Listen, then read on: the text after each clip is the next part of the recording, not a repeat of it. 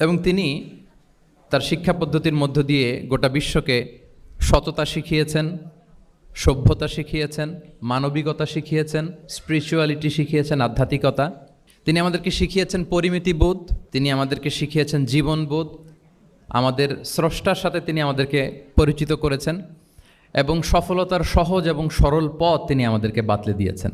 আজকের এই ডিসকোর্সে বেসিকলি আমরা ওনার লাইফ স্কেলের একটা দিক নিয়ে ফোকাস করব, অর্থাৎ ওনার পাঠদান পদ্ধতি, কিভাবে তিনি সাহাবাদের সাথে ইন্টারেক্ট করতেন, তাদেরকে শিখাতেন, পাঠ দিতেন, শুধুমাত্র কেবলমাত্র এই বিষয়টাতে আমরা ফোকাস করবার চেষ্টা করবো ইনশাআল্লাহ। আমি আমার আলোচনার শুরুতে সূরাতুল বাকারার একটি আয়াত তেলাওয়াত করেছি, 129 নম্বর আয়াত। এই আয়াতটি বেসিকলি আল্লাহ রাসূল সাল্লাল্লাহু আলাইহি ওয়া আলিহি ওয়াসাল্লামের জন্য সাইয়েদনা ইব্রাহিম আলাইহিস সালাম দোয়া করেছিলেন মক্কার ধুধুমরু প্রান্তরে। এখনকার মক্কার মতো না, তখন জনমানব শূন্য মক্কা ছিল, ধুধুমরু প্রান্তর, চারিদিকে কেউ নেই। তো এরকম